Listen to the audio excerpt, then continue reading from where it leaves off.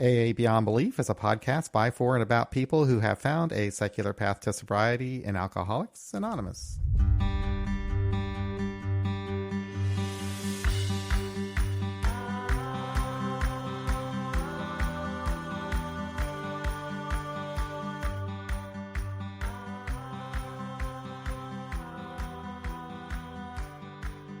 Well, this is going to be a fun episode because I am here with Mikey J from the OMAGOD group in Orlando, Florida. And he's been on the podcast before, but it's been a while. It's probably been maybe 3 years, maybe even more. Maybe it was one of our earlier episodes. Hard to believe, but we're coming up on 5 years of doing this. Can you believe that? I was number 5 on your podcast. Were you really? I was the 5th one. You were the 5th one. How about that? So that was like 5 years ago. How about that? Oh, awesome. Man. So anyway, so Mikey's here to talk about his meeting, and he's got such a cool thing going on. You emailed me and you told me that you learned a lot about, how to avoid talking about God all the time. Yeah. Yeah, that's God totally or no God. Uh-huh. In secular meetings, we talk about God more than we ever did. And I think it happens more on Zoom now than it did, because when it was on just our home groups, we all kind of got used to it after a while, and you just weren't hearing. But now you got all kinds of people coming out on Zoom, and it happens more often probably. And the thing I love is when they say, I never knew secular AA existed until Zoom. They're like, this is a whole new world. Yeah. It's gonna change things, I think, for the better, hopefully. Mm-hmm. So where do we begin? Where do you want to begin, Mikey? I'll tell you how the group started. I had been sober in AA for about 9 years, or about 8 years. And I did it all in traditional AA. And, my first meeting was in 86, so I wasn't a stranger to it. But every time I saw the God parts, it never registered that it was even a thing. I just ignored it. Okay, cute, move on. What's next? But then I came out as an atheist because I forget what it was that happened, but just something compelled me to say in a meeting that I was an atheist. And this was a group that I had been a part of for about 8 years. They were my support group. They were my family. They were everything to me. And they all slowly turned their back. They started not returning text messages. Sometimes they'd come up and say, "Are you really an atheist?" Like it was like this incurable disease, or that I was going to like cast a Satan spell on them or something. I don't know what it was, but they really kind of shunned me. And I decided to start a meeting where people that didn't have that belief in the supernatural could like actually go to a meeting. And it never occurred to me until that happened that other people that don't believe in God would have a problem in AA. And since then, I've noticed that if I say in certain meetings, even if I just announce the meeting, I get like this response back. But anyway, I started out and I wanted to call the group Group of Drunks.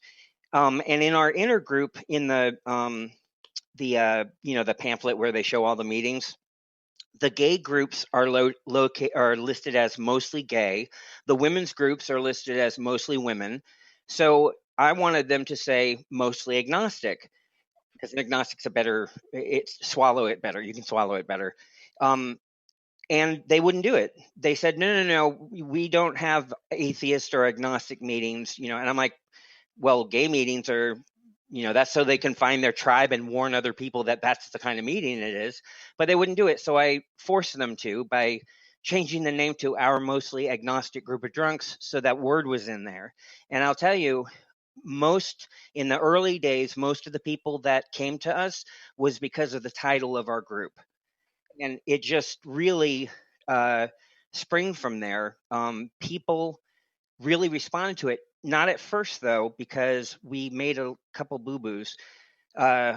One thing I put in the script that we're not here to bash religion. Right. We're not here to proselytize. And I made it like a point to say, this is not, well, it turned in every time the topic would turn to God somehow. And I even made the topics so oh, we're talking about acceptance. Well, I can't accept there's not a God. I just said, we're crazy. So what I ended up doing was I took every mention of anything supernatural out of the script. Right. Everything. I tried to make it not like a regular meeting, but we still had a moment of silence to focus on why we're there. The topics I wrote sticks with topics on them. I like that. Yeah, they're nice topics. We talk about acceptance. We talk about drunk dreams, doing the next right thing, and we became just a good meeting. In fact, at OMAGOD, you wouldn't necessarily know it was a agnostic meeting. Our treasurer is a Christian. He just likes being in a meeting where it's not shoved down your throat. And of course, people want to talk about, especially newcomers. They want to ask questions. But as far as the meeting goes, it's pretty low key. What I think what makes us unique is we do a lot of stuff behind the scenes. We were the first to take digital donations. We are an incredibly social group. We tend to get a younger crowd. A lot of those people that have that cool gene that go, Right. hey, what's up, man? I can't do that, but they can. It just blossomed into this really, really cool group that we focus on newcomers and visitors. One weird thing, not weird, one thing that I think is great is we get a lot of nursing students that come to our meetings specifically because of the name, and they've heard that it's such a religious program. They want to see how we do it before they go, so or they're there after they as go. observers, right? To Yes, learn. exactly. Okay, gotcha. Mm-hmm. And we're an open meeting. We keep it open basically because some of us don't have problems or have problems other than alcohol, but there is no place for them to recover. So we kind of, stay in the solution as much as we can. We we are a little non-traditional though, because like we bought a big spin wheel that we put the topics on, and then on each spoke of the wheel, not only is there a topic, but there's a restaurant. So that's the name of the restaurant that we end up at. Oh, how nice! As That's we so cool. turn the That's so yeah, cool. it's fun. I think the one thing I'm proudest about our meeting is the Recovery Expansion Project, where we had to stop it during the Zoom crisis, or the the Corona crisis, the Zoom, because we would overtake their meeting. Like we went to one in Orlando, and it was like 10 people, but then 20 of us ascended onto the meeting, right. and it was they were like, they didn't know what to do. They're like, where are you people coming from? But yeah, we go to a meeting with the group, or we did, just so we can field questions for newcomers, or just show them, look, we're here. We're not going to steal your babies. We're good people, and because we're very, very involved in the service structure of AA, we're a good neighbor. We really are. What started as kind of misgivings, we have people sending us their sponsees that may have a problem with the second step, and it's been pretty awesome as far as the meeting goes. Yeah, and then we started the online meeting at intherooms.com. Mm-hmm. I remember that. Boy, you were like one of the first secular meetings go online, I think. Yeah, if not the first. Yeah, probably. It was because I was just looking through things, and someone turned me on to In the Rooms, basically because I was going on vacation and I wanted to get to a meeting, but I didn't think I was going to be able to. So I went to these meetings and they were super God heavy. So I said, I emailed the guy back and forth, and yeah, we were able to get that meeting. And I learned a lot from it. One thing I learned is that it kind of took on a life of its own, and now we have nothing to do with it. They changed the name. They have a whole section or whole thing, but there are two secular meetings there that I had a hand in, which was the NA and the AA one. And I know that those were meetings that carried our message to people who would never enter AA. Just like our group, we're kind of like the door that a lot of people come through because they hear it's very religious. And once they see it's not as bad as they thought, they start to branch out into traditional AA. And, they're not all sticking in our doors. They're actually spreading out. So Yeah, that's cool. I like that. And, I also remember when you said that you did the expansion project also because you wanted people to know that, where you might be in some other city someday and there's not going to be a secular group. You need to know that other AA meetings are not going to kill you. They're not. Exactly. Yeah. And because you and I think grew up in AA, in traditional AA, and I still love going to meetings, especially out of town. And the one thing I think that is the most important thing, both in our uh, the early online meeting and our meeting, is that we remain neutral about God. Our topics are not about the third step. Our topics, and believe me, there's plenty of time to go over that. In fact, in our Zoom meeting, which I'll talk about in a minute, but in our Zoom meeting, we have a breakout room at the end of the meeting where we assign newcomers into this room with some long timers and people that are willing to sponsor so that they can ask questions like that. How do you do the third step and stuff like that? But basically, we were just a really good meeting where the God topic just doesn't come up much. Yes. And now my group here in KC, I think we got to that point before we went online. And to be honest with you, I haven't been going to the online meetings very often, but I hear that they've grown a lot because you're getting people from other areas come in. But we kind of got that way. But I think you're smart to avoid the declaration of not being a godly group or whatever at the beginning. Because, we read the Agnostic Preamble, which really isn't written all that well. And then we read the AA Preamble. But the AA Preamble is really enough. It says it all, It's secular, too. Yeah, it's totally secular. And then all you need to do is just go on with your meeting. And we've gotten to where we're pretty much neutral on that. You don't hear a lot of discussion about it. It never comes up. But I think it might come up online more often than not. When it does come up in our meetings, I almost always cringe. I just oh, please don't. But it happens. Yeah, no, it's usually a newcomer or someone that has just stepped out of the closet as far as their non-belief. Yeah, I know. And it's like you do have to give space for those people. I mean, because I was one. I mean, I remember, I was like 25 years at this home group before I realized I was an atheist and started telling people about it. And it was really a difficult time. It really was. It was a difficult time. Before I found that there were other people like me out there, I didn't know if I was going to be able to stay in AA, because I was kind of getting a hard time in my home group. But anyway, that all has changed now over the years. We're just so well accepted, just like your group is. I mean, we just don't. It seems like we're normal now. It just seems like we're just a average, normal AA group. In some places, I'm in Florida. Our meeting is in Florida, so they still say the Lord's Prayer. And I have had one person in particular. I was in a meeting, and we had just added a Friday night meeting to our thing. We had a Sunday and a Friday now, and I just announced it. It was one of those meetings where you'd go through half the meeting, and then you do the secretary report, and then you'd finish up with the rest of the meeting. Well, during this secretary report, I just said, hey, there's a new group called Our Mostly Agnostic Group of Drunks. It meets on Friday. Well, the chairperson, everyone in the room all of a sudden got tense, and it was one of those meetings where you pick a topic out of a basket. Every single topic turned to God for some reason after me.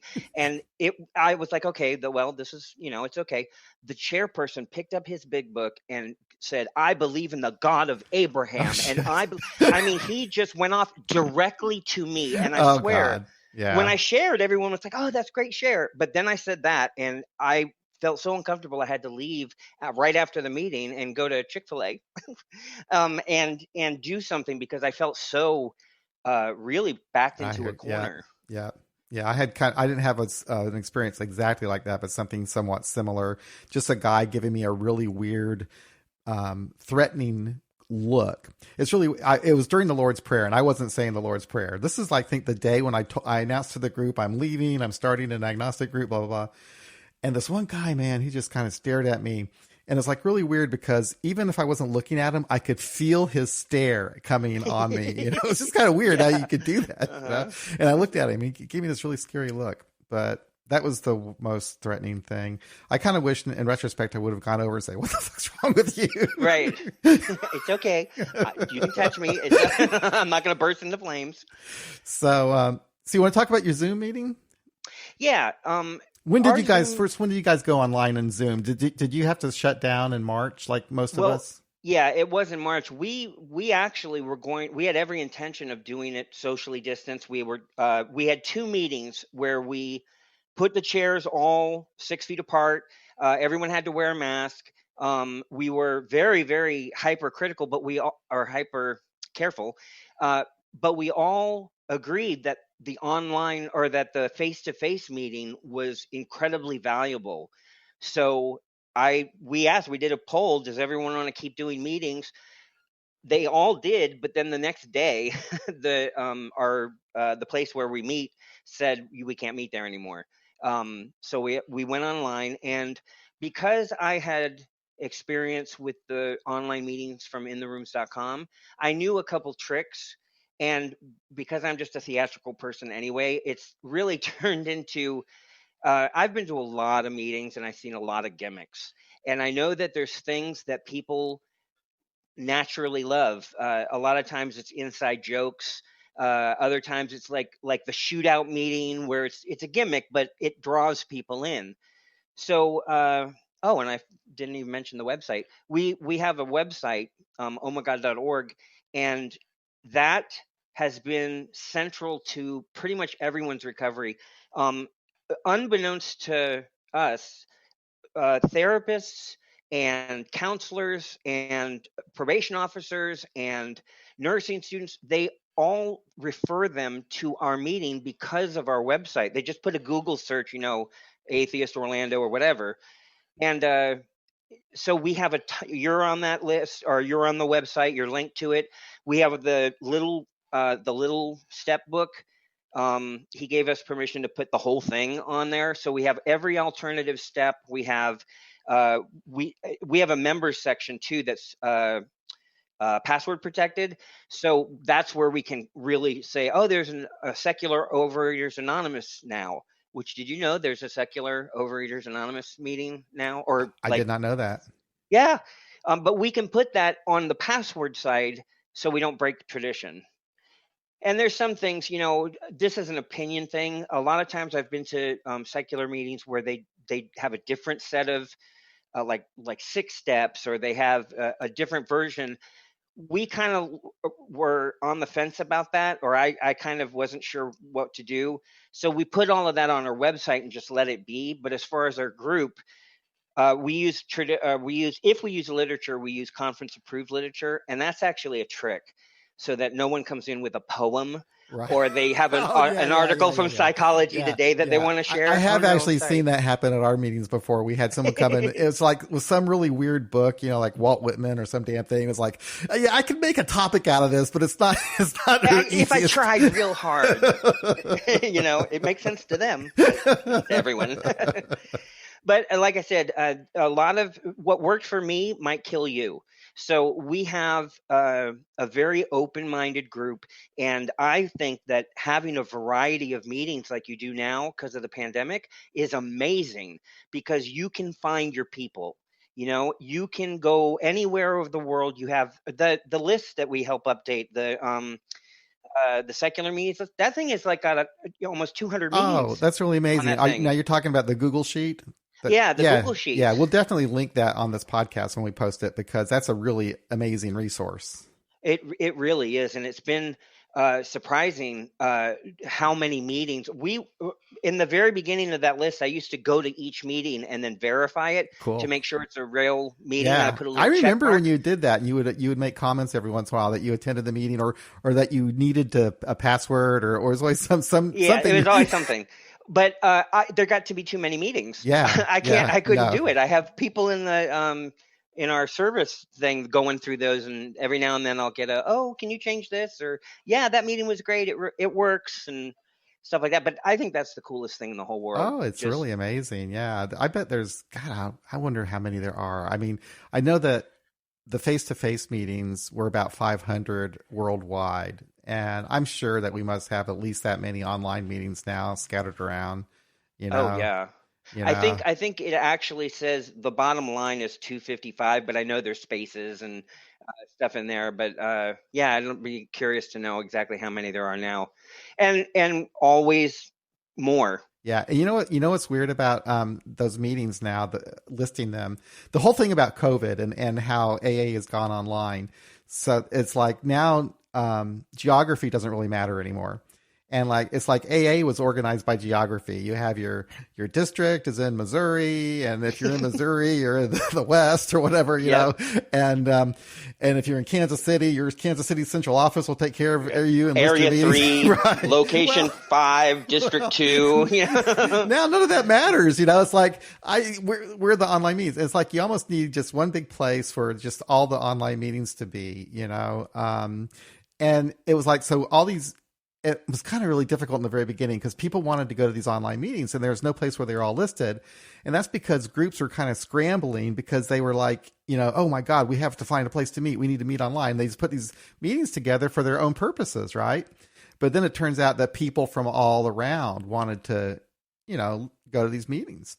Yeah, and a lot of the like there's a great one called Rational Recovery. It's I forget it. Nathan runs it. It's a really really good meeting, and they have kind of the same setup where they have the readings online. They do little sound cues and stuff like that. It makes it fun.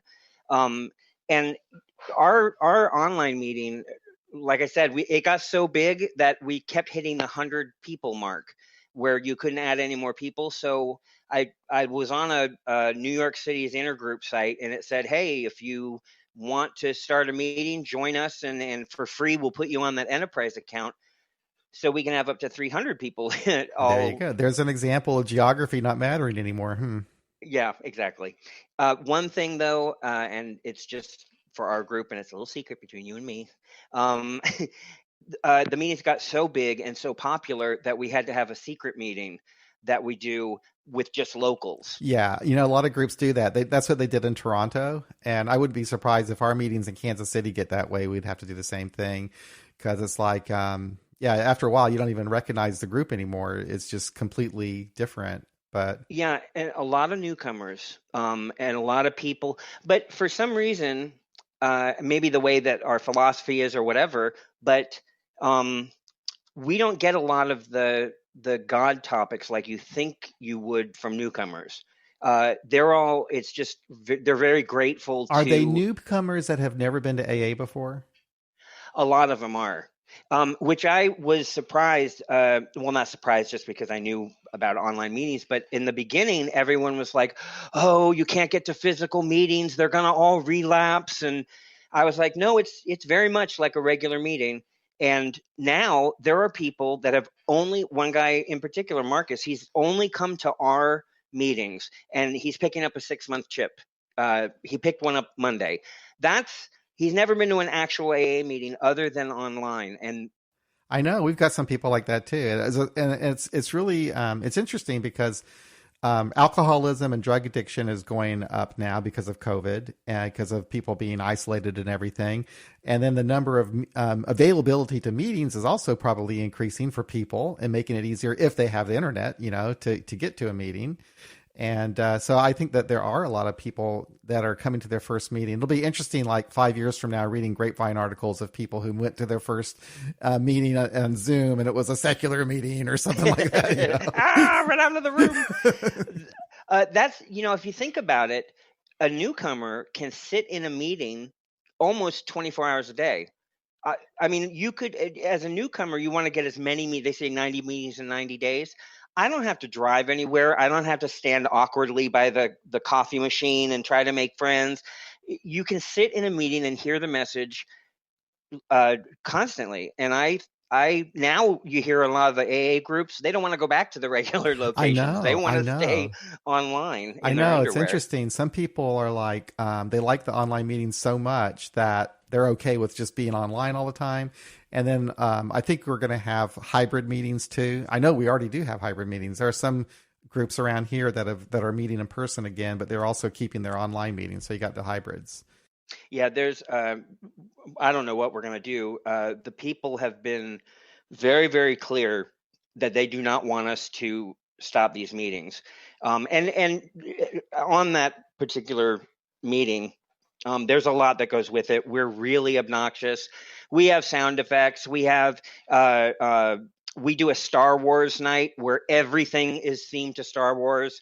It's just a fun group, and it's gotten so popular that people don't want it to leave. And we used the same nights that our meeting meets. We meet in Orlando on Mondays and Fridays. We had to add an extra one on Wednesdays. And now when we go back, we don't know what we're going to do with those two meetings. We don't want to have them on days that people could come to our face-to-face, but we can't let these people not have a meeting. So we're kind of still on the fence on what to do about that. I think it's going to take a while, but So, would you like to demo some of the stuff that you do at your meeting? Yeah, I can. I'll give you a little. Now, for listeners, we may never show this. You may never see this. Yeah, but then again, you might. It's possible. Once I'll share my screen here. Okay. That's one of the things that that's your website right there. That's the main website. Yeah, that's the omagod.org. Because we had the online meeting, I already knew some things could be done, like screen sharing and readings and stuff like that. Our meeting starts right here, and the first thing is the preamble, which someone reads. Right after the preamble, we just click this button here, and the website comes back up. We talk a bit about our newcomer tab up at the top, and then you get the don't panic. There's a test to see if you're an alcoholic or not, the question and answers, that kind of stuff, the God Word pamphlets on there.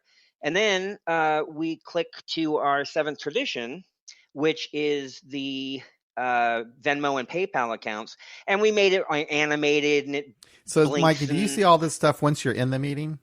Yeah. Okay. Yeah. Everyone sees all the graphics and everything. Like I said, it takes 4 people to run the meeting. The number one is the chair. And when we were dealing, I don't know if you've talked about Zoom bombers on here before. I haven't talked about Zoom bombers. It's a thing, though. We could talk about it. Yeah, it's a thing. If you know a Zoom bomber, you'll know why we had to take so many precautions. Yes. But we do this, and then let's see if it's here. Yeah, the chairperson asks the backup dancer, that's me, or the one that runs the controls, do you have any other announcements? So I talk my announcements, and then the meeting starts. Once the meeting starts, let me play my entrance music. That's my favorite part of the whole thing. But because of Zoom bombing, we had to do a few things. First of all, we set the chat room only to the host. So Zoom bombers, their job, if they decide to do it, is to make as much ruckus in a meeting as possible. They say horrible things. They are extremely racist. They really, really are obnoxious. However, and I will send you the chat. Some guy, when it very first started, he sent me a message on the chat and said, I came in here to say lots of swear words, but you're doing something really important. His dad was an alcoholic. And this Zoom bomber gave me the Twitter feed of where they got the Zoom bomber stuff. So it was really cool that someone, went out of their way. Hey, I'm a total jerk, but for you, I'm not going to be this one time. But we had to change the chat so only the backup dancer sees the wall of swear words. We make it so that everyone is muted when they come in, so they can't say anything bad. We have a bouncer that watches each person as they come in, and they watch their icon. If they turn it on to a virtual background that has porn or Hitler or whatever, we automatically boot them. We set it up so that there's just all kinds of different things that we've done to make sure that no one notices the Zoom bombers, and we've become very good at it. Interesting. So what do you? I'm sorry, you put them in a different room? Is that what you're doing? No, you remove them. You just take them out. There's 2 options. You can either put them into the waiting room, or you can kick them out completely. Right. The trick is you can't let people rename themselves, because what they'll do, they'll come in and they'll see the chairperson's name is Cat, or whoever, and they'll change their name to Cat. sign out and sign back in, and you think it's her, so you're not I've going to actually kick seen her that done out. before. Mm-hmm. Yeah, so we have to do that. But anyway, that's why it takes a bouncer, a timer, backup Okay, dancer, so you and actually a catch them chairperson. before they do their thing. Oh, they start as soon as we hear them. They outline in yellow, and we're all. I mean, all four of us are looking for them, so we get them out pretty quick. This is the. We have a whole bunch of different introductions. This is my favorite.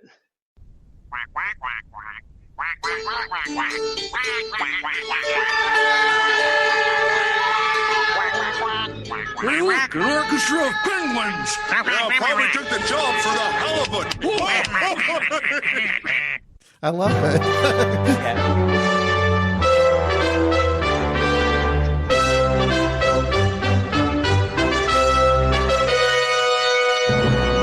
That's pretty amazing. Hear ye, hear ye! Welcome one and all to our mostly agnostic group of drunks.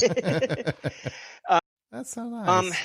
Yeah, it's been such a blessing. And then the outros are anyway, let me see if I can do this quick. So we have the 7th tradition.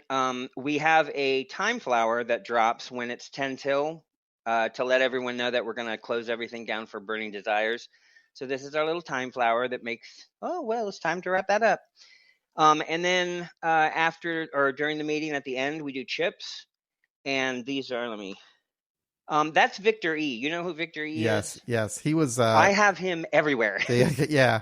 He was the old Grapevine guy. I guess he's still on the Grapevine, isn't he?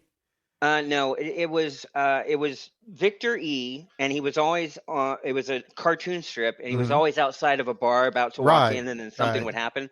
Then they got rid of him, and they had Oliver Twist, Oliver Twist, and then they kind of went all different directions, but only people that have had at least, were born in the 60s, I guess, they remember Victor, and every now, oh, that's Victor.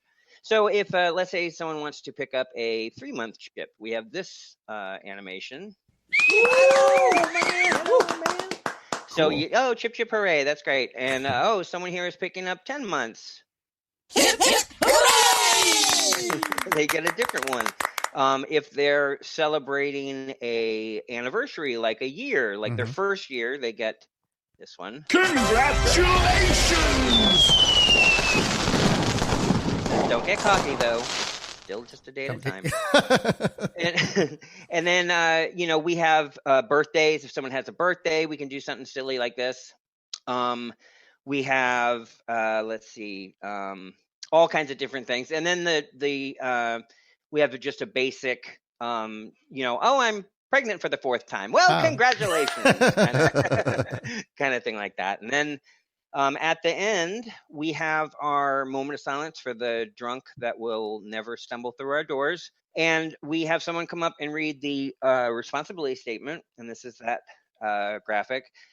They read the responsibility statement, and then we have the end of our meeting.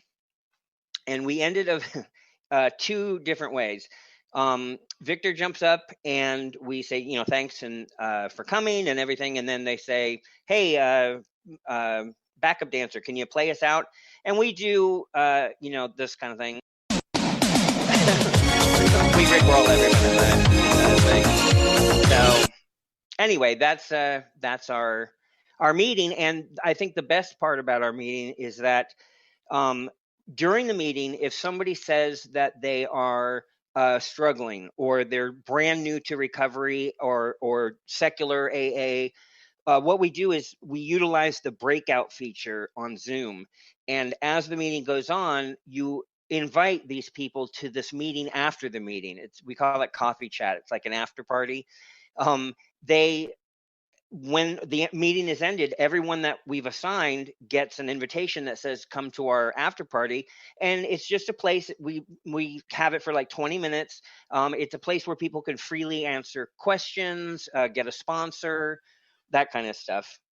And it's also, other people have started to use our things. Other groups have, their own kind of chips. We have the, UK does one chips with the White Chip says that they're the UK hotline number, and this is all free, and anyone can do it. Anyone can pick up our chips. We do it for all kinds of different groups, and I think it's great. It's a fun thing in our meeting. Yeah, man, you are really talented, and it's nice that you make it. It's nice that they make it fun.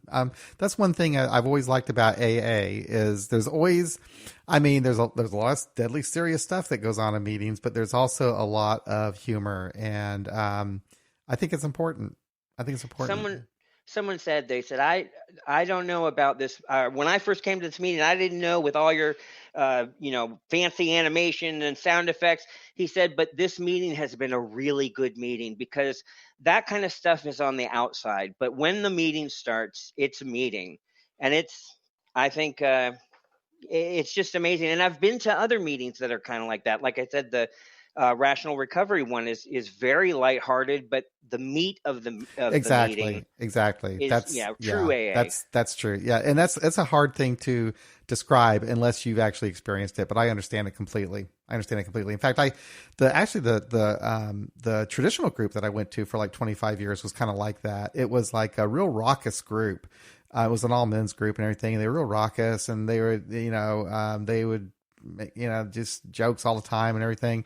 But there was also underneath all that a deadly, serious, we're serious about recovery and helping people. And it's just kind of a weird mixture of goofiness and And you're at first you're like, oh no, this is serious. But then it gets comfortable. Right. It's like Rocky Horror Picture Show sometimes. Exactly. I remember I went to a meeting where the chairperson would say, none of us want to admit complete defeat, and everybody stomps their feet like this. Right.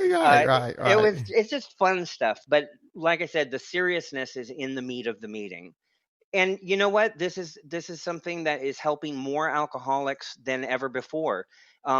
People are really staying sober with these meetings, and we may do silly things at our regular meetings, like the spin wheel for topics and all that kind of stuff. But really, this is about staying sober. And because we focus ourselves so much on newcomers and visitors and people asking questions, we really feel like we're doing something for another person. And that is how you stay sober, That's great. Yeah, I think there's a lot of people getting sober now. I think there's a lot of people that are finding AA online, and that's great. And you're focused on a newcomer. You've always done that.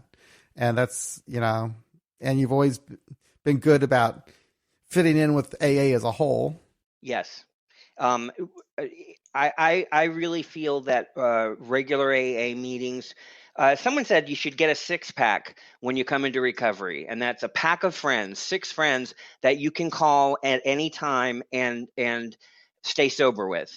And going to just one meeting is not going to give you that, because we're not always going to be there. But it's, like I said, it's definitely so when are your online meetings?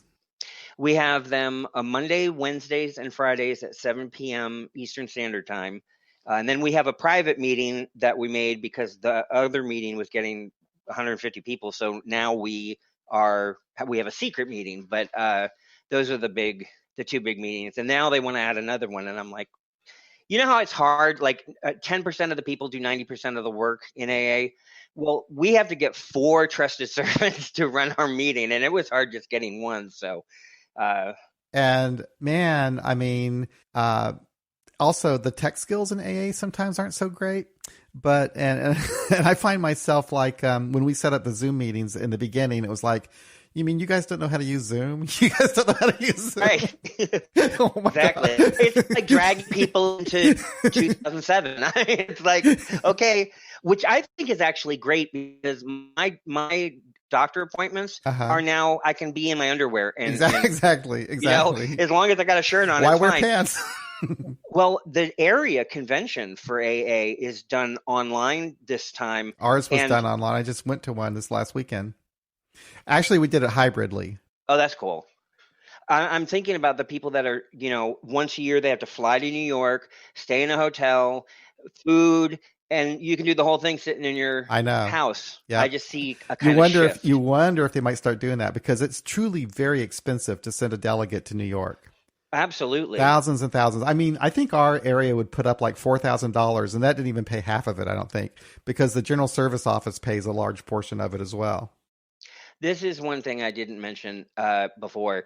We take digital donations. Now, when I was in, or when we were in brick and mortar meetings, I guess, we had Venmo cards and we would pass them out in a purse. We'd pass the purse, and then you could take out a Venmo thing and scan it with your phone.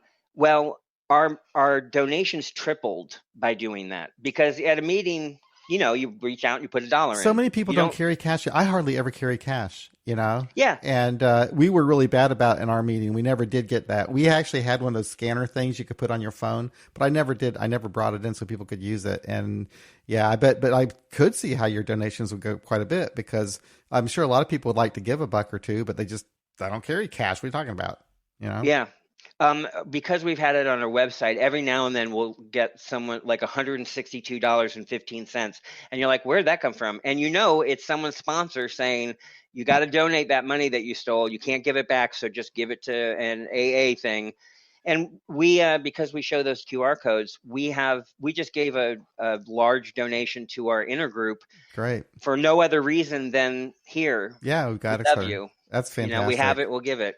That's good. Because I know that some of the, I've actually heard, I don't know if it's true, so I should probably look into it. I just say I heard, but I guess that AA World Services, GSO, their donations have gone down since all of this COVID stuff has gone on. And so maybe if you had more online groups that were contributing, that would kind of help offset that a little bit. Well, we do have a clubhouse, and this is an interesting dynamic. When the clubhouse closed for COVID, all these meetings went online. Well, when they started to open again, they wanted to shut down the meetings, and there was a big resistance to that, because people like going to the thing or the Zoom meetings, but more importantly, they didn't want to go to a crowd. Well, long story short, the Clubhouse now is completely open. They don't let people no one has to wear a mask. They don't socially distance. And they are just kind of squeezing the Zoom meetings. Like, they changed the password to all the Zoom meetings, but wouldn't publish it. So the only reason, or the only time that the meeting is there is if you were here before. I don't know how they work it. But the problem is that those Zoom meetings, because you're in your bedroom or living room casually, they don't put money in, and they just say, like, oh, you can write a check to, or you can Venmo this, and they give a link that no one can copy. I mean, it's and I think if they really pushed for, we need donations to help out with the service structure, I think they'd be more willing to keep some of those Zoom meetings and make hybrids. This COVID thing is going to change. I mean, AA it's really interesting, because not only have our individual AA people sometimes low tech, and I hate to generalize, but at least in my group it seems to be the case. But kind of AA at large is kind of been kind of like, oh, I don't know about that internet thing. But now you're kind of getting like to where I think that we're kind of being forced to embrace this technology. And like my group now, but nobody ever heard of Zoom. They didn't know how to use it. Now everybody's just, second nature, Yep. I think with the nuns, the non-religious nuns, as they call them, that group is getting so big that secular AA is absolutely going to be where they find their footing. And because they're growing up in coronavirus age, I think this is going to accelerate AA into the future. And there'll be two. Hopefully they'll all come together as one, but there's going to be two different styles of recovery. Very interesting. I'm going to get a little observation here. First of all, observation number one, at my home group here in KC, one thing I started noticing was a lot of people who had never been to AA before. And so, they don't really consider themselves atheists or agnostics or whatever. They just don't really care. They don't it's not my thing. It's not something to even think about. And so it's like normal for them just to have a meeting where there isn't a lot of praying and chanting and stuff like that. So they don't even know, what are you talking about, religious and non-religious AA? They don't know. But another observation, which I find really interesting, this goes to Zoom. My area assembly. Now they started changing when they were doing it in person. Like they were like Lord's Prayer all the time. So when I first started going to the assembly, it was like every time you went to a meeting, a committee meeting, they'd always end the damn thing with the Lord's Prayer, right? So if you went to and they're like an hour long meeting. So if you went like 3 or 4 meetings in a row, I mean, it's constantly Lord's Prayer all freaking day long. And that's what they would do. Well, after a while, they started, some of the chairs of the meeting started doing the responsibility statement instead. Anyway, what I'm noticing now on the Zoom meetings that we do for our committee meetings, it's just like they just close the meeting. It's like no one thinks about doing the prayer or anything so often. And it kind of makes you wonder, it's like, why are we doing this? I don't know if you've ever heard a meeting when they all try to do the prayer, but because of the delay, it's like, maybe that's why, maybe that's why I think that's it. These people are going to go to normal meetings and be like, what do you mean we have to do something again? Hold hands? What's that? It's definitely yeah, and like I said, those kind of things are important. Being in a face-to-face meeting will, in my opinion, always trump Zoom. And excuse me for using that word, but it will always be better than Zoom because of that face-to-face interaction. Yes. The fact that you can give them a hug or hand you their phone number. We're seeing someone's facial expression when you're talking. And you can see the concern in someone's eyes or something like that. You know, those the little knowing things. Nod. Mm-hmm. Where people are doing that knowing nod, and it's so cool in AA because someone will say something and you get it. You know that everyone else gets it. That doesn't translate very well over Zoom. And the laughter. I miss hearing the laughter. You know, it's different, but it's definitely something that I can adapt to. Yes. And I really think, like you, I think this is going to be a good thing. Mm-hmm. I think so too. Yeah. Well, you've really done a good job. You've been sober since since 1988. Oh my God. Yeah. I went to my first meeting when I was 16. It was in 86. Yeah. If I had stayed sober then, I don't know where I'd probably be, floating on the clouds. Nom, nom, nom, nom, nom. Yeah, it's kind of weird. It's like I first of all, I can't believe I'm as old as I am, and then that sober that long. But whatever, it happens to the best of us. I just turned 50. I feel your pain there. It's very odd. Yeah, things are falling off. Yeah. Things start changing, man. It's like, ooh. But change is good, right? Yeah, it is. Change is good. It is. Well, is there anything that we didn't cover that you think we should talk about? Well, I could talk an hour and a half and 2 hours about AA. I think we've covered everything as far as the meetings and AA. I think the driving point would be that there is diversity in AA, and that is a good thing. The only time I really say anything in regular meetings about being an atheist is when they read the We Agnostics thing, where it's just bad arguments. And, you're like, okay, this is not, and that's not what this is. But pretty much I'm pretty comfortable no matter where I go. And if someone does it a little bit different, recovery has taught me that, keep an open mind about it and read your audience. There's a huge amount of diversity even among the secular meetings. Like I went to a meeting, a secular meeting in Cleveland. It was nothing like our meeting in Kansas City. I don't know if it was actually Cleveland, somewhere in Ohio. But anyway, it was always do it bad. They always do it wrong. And no matter where you go, they do it wrong. Yeah, but they were free thinkers meeting, but they read the big book and all this stuff, and it just seems like a regular, whatever. But yeah, there's a lot of diversity, and I think that is a great strength. I think it's a great strength for just society as a whole, but for sure for AA, and Zoom brings that out. And what is really interesting, I talked to Angela about this, is now that geography no longer matters, people are getting to know AA in a bigger sense. I mean, they're getting exposed to more diversity, right? They're getting exposed to other views than just the 12 or 15 people in their home group. Like it's happening in our group. It's like Bree went to Austin and didn't go to Austin, but went to a meeting, and that was an Austin meeting, and she really liked the newcomers meeting that they had there. So she started one for our group in Kansas City. she was influenced by the Austin group. And had it not been for this, she never would have met him.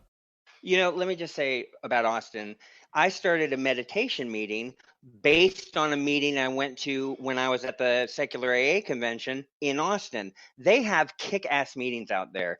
And a lot of times, like I do a meditation meeting over Zoom with a lot of my pigeons because I want to meditate. So I made a meeting so that I have to meditate. It's the same thing with all of these things. Every time you reach out, you're helping someone else as much as you're helping yourself. And I just think I love AA. I do. Well, this was a fun podcast. Thank you, Mikey. Yeah. Thank you. And that's it. That's another episode of AA Beyond Belief, the podcast. Thank you so much for listening. We're going to put up some links to so you can find Mikey's meetings Monday, Wednesday, Friday at 7 Eastern? Yep. 7 Eastern time. And you'll have to figure out what that is in your time zone. That's getting to be a new hobby. So anyway, thanks for listening, everybody. We'll be back again for another episode of AA Beyond Belief, the podcast. Bye-bye. Bye.